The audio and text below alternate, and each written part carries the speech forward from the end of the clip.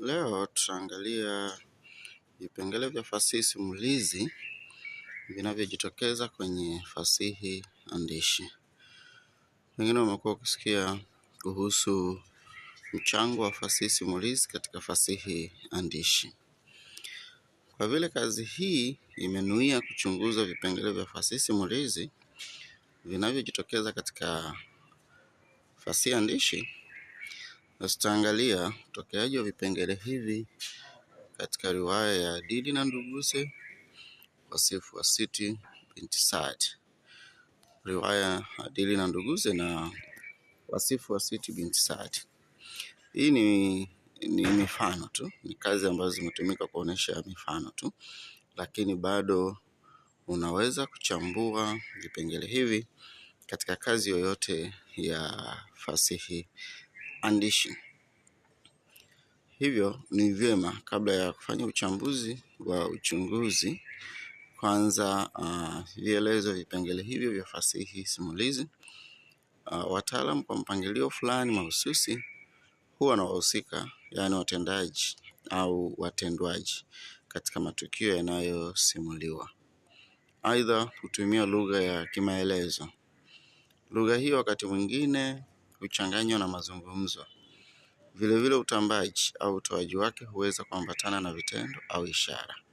Pia huwa na maelezo ya kweli au ya kubuni na yenye funzo fulani kwa jamii. Masimulizi yana tanzu nyingi. Mulokozi 1996 anaeleza kuwa tanzu zinazofahamika zaidi ni kama vile hadithi za kubuni ambazo hujumuisha ngano, istiara, michapo na hekaya. Maigizo kwa mujibu wa Mulokozi ni utanzu mwingine wa fasihi simulizi unaofanya umithilishaji. Anaeleza kuwa umithilishaji unatumia watendaji kuiga tabia na matendo ya watu au viumbe wengine. Mara nyingi na tiki za Kiafrika ni kama vile ngoma, utambaji wa hadithi, nyimbo na matendo ya kimila, kwa mfano jando na unyago. Yapo pia matukio yanayoambatana na michezo ya watoto, matanga, uwindaji, kilimo na kadhalika. Na tiki nyingi hutumia mapambo maalum.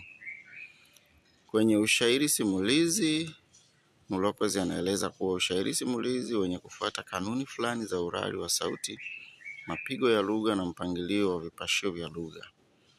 Lugha ya ushairi katika fasihi simulizi hupambanuliwa na lugha ya kawaida kwa namna inavyopangiliwa.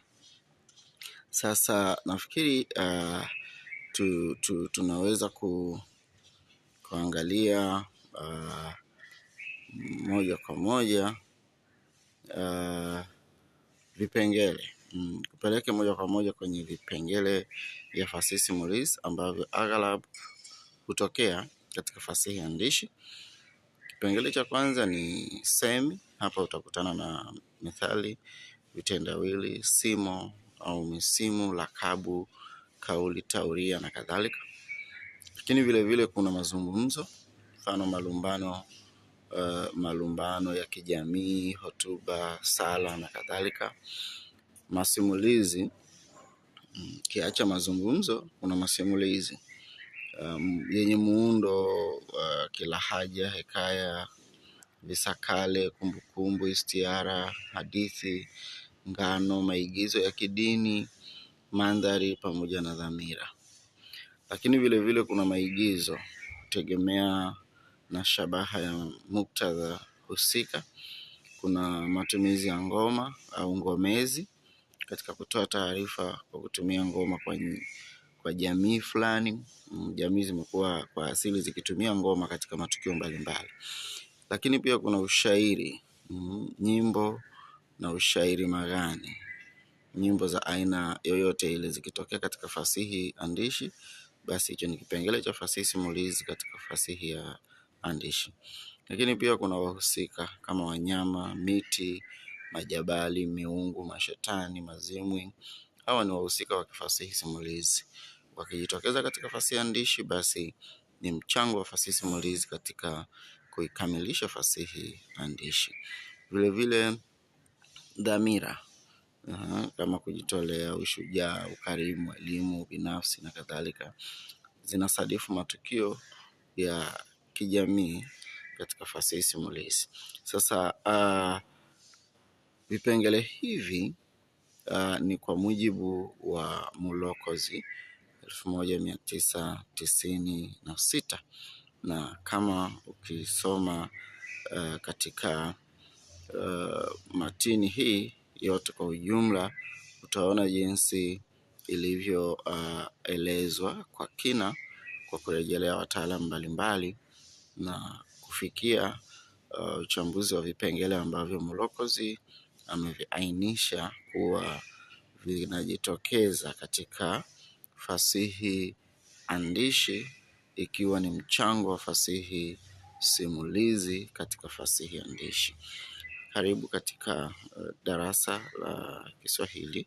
Ulikuwa nami Mwalimu Maeda.